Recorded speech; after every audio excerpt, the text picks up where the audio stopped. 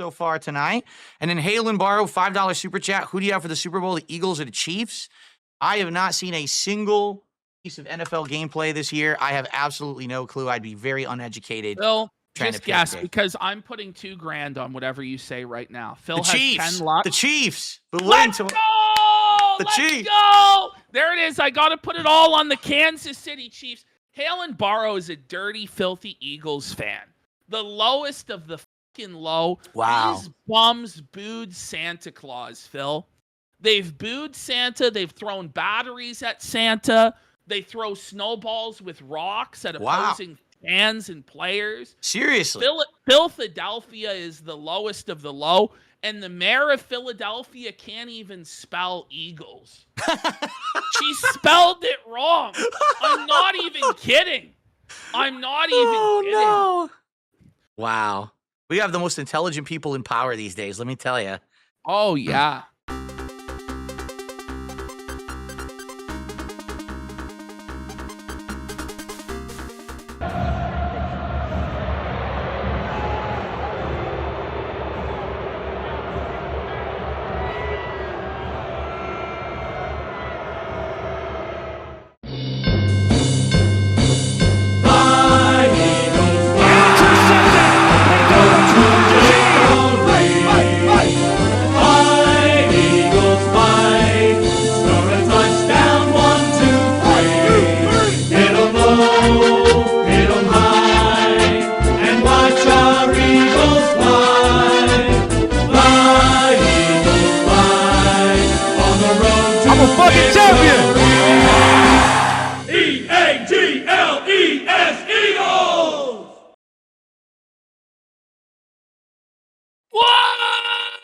Welcome to the Kino Casino, February 10th, 2025. Yes.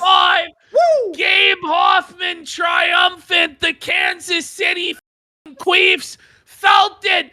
Fucking Mahomos felt it, bitch. Tom Brady reigns supreme.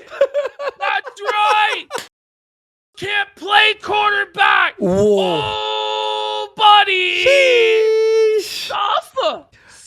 The GOAT will always be Tom Brady. You were hype on your and tweet. And the GOAT will always be white. I called that pick six. I fucking smelled it. Captain Quinn has gifted 50 subs. And Kino Pool Boy for 10 subs. Wow. Right off the bat. Support right off the hop. Made me hard. Helping me pay off my gambling losses. Tough, huh, bud? I'm suffering out there. I look at this bet, I go, this is so big that there's no way the Chiefs can win. Stopped it right down. Sure enough, Mahomo couldn't do shit. He suddenly lost all of his talent. Like, I just sucked it right out of his fucking body. So for all of you out there who hated Taylor Swift and the Chiefs dynasty, you're welcome. Now let's get some fucking subs to recoup the shit. My Captain Quinn, man. Thank you. Man. Saying the USAID money ran out for the Chiefs to pay off the refs. The refs fucking forsook them. There was that one moment. We'll move on from fucking sports because I know the audience doesn't watch sports. They hate sports. They're sad. But there was one moment early in the game where I was like, when that offensive pass interference call came in, and I'm like, oh my God, the refs are still on the Chiefs side. But outside of that one call, the refs forsook them, and it was brutal. Patrick Mahomes just getting fucking raped. Good. Not one roughing the passer penalty to be seen. It was fucking tough, I will buddy. hate him for the rest of my life. Fucking tough, buddy. That cocksucker, but I'm sorry for everyone who lost. lost. Everybody was so fucking happy. I was so happy too. I was cheering against my own bet, to be honest. I'm like, I just want to see Ralph suffer. I just want to see it all fucking burn down. Taylor Swift got fucking booed. Drake got called a pedophile. Really? Yeah, man, they showed Taylor Swift on the board, and everybody booed her, and she's like looking around like, let's go. Why are they booing me? She had no, and then Trump got cheered. And it's like nature is healing. Taylor Swift Trump's gets America. Trump gets Every cheered. day gets better and better. Oh, man. I'm glad you had fun though. How was your fights? How was the fight? Oh, the fight went fucking good. Drickus fucking felt it, Strickland. That Chinese. Yeah. I saw a bit of it, but I didn't watch the whole thing. Garrett got that KO. So honestly, on the whole, I had a lot of fun this weekend. I'm gonna do the Mersh Cope. Say I almost broke even. I almost broke even there. Kids, don't. Next time I got it. Next time I got this back. Next time it's really gonna pay off for me there. I swear to God. By the way, we got Halen A. Borrow for $59. Let's go. I woke up this morning with my team as champions. Thank you, PPP. Your $2,000 on the Chiefs to win the game single-handedly stopped the three-peat. More importantly, you prevented that bum Carson Wentz from another ring. Fly, Eagles, fly. All right.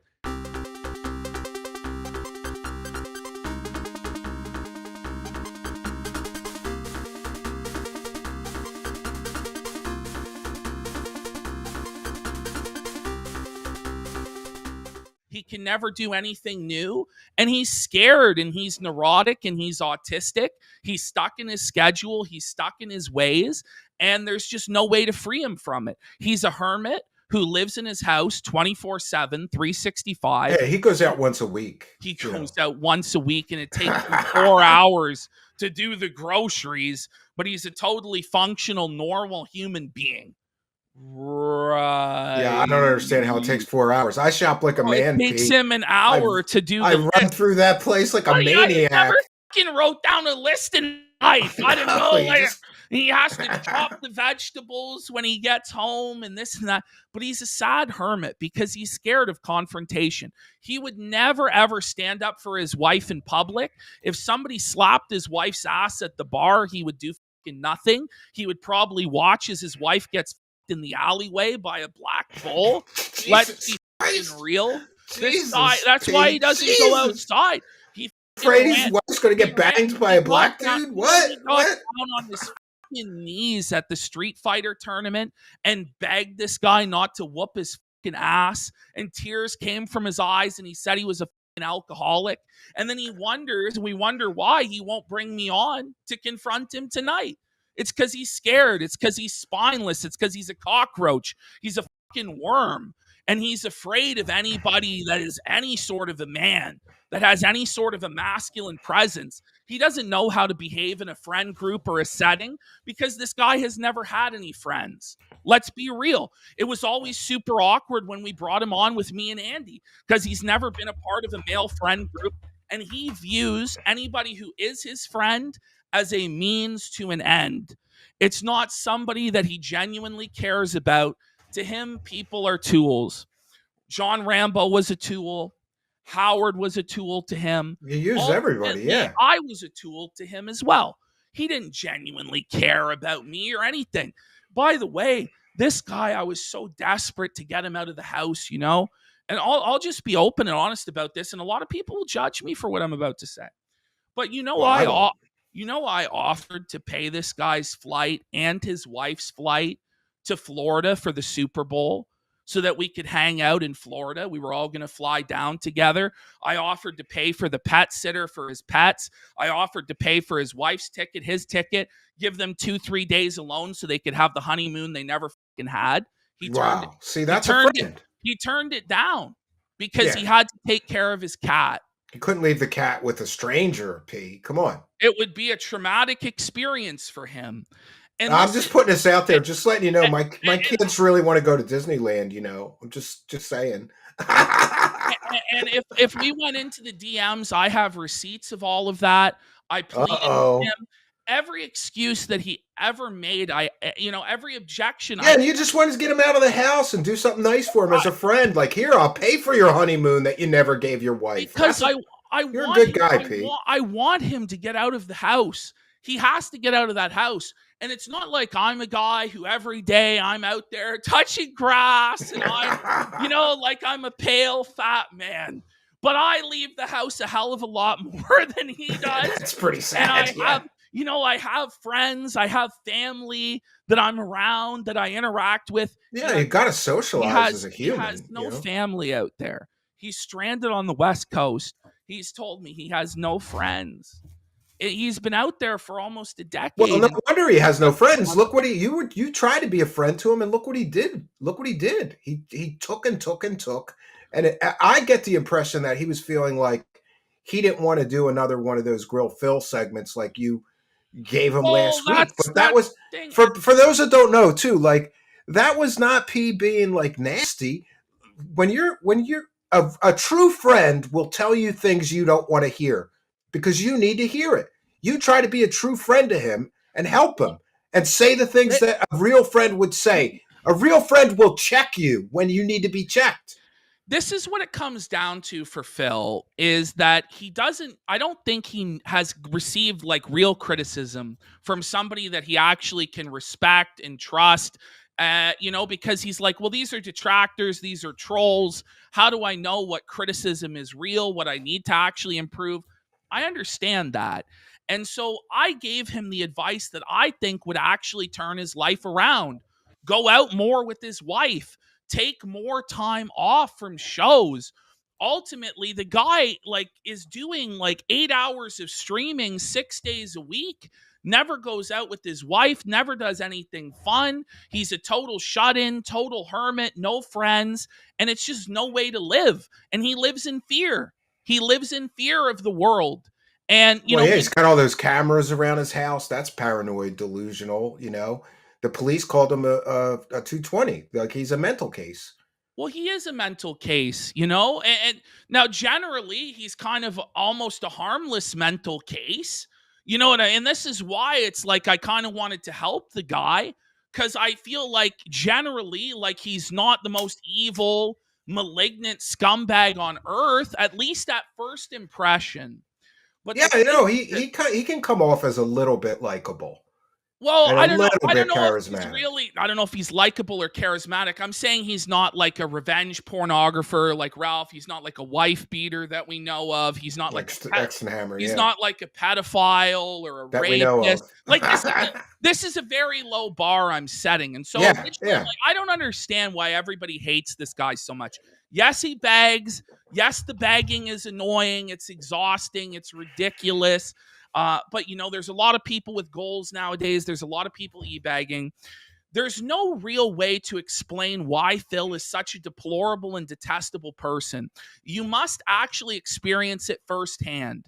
And I experienced it firsthand. When you watch his show every day and you keep up with the vortex and the people that are in it and the way that he interacts with it, only truly then can you actually know why he's such a deplorable piece of shit that deserves to die. Only then can you really know. Because why do people want this guy to die? I don't get it. Well, in the last couple weeks, it finally really was driven home to me as to why motherfuckers hate this guy. Because he just never, ever, ever will change his ways. He's ungrateful for everything he gets. He's negative. He's pessimistic. He's draining. He's soulless. He doesn't care. All he cares about is getting a paycheck and protecting his fragile, narcissistic ego. And that's it. And he doesn't care about friends. He doesn't care about family. He doesn't care about having ambitions or goals outside of money.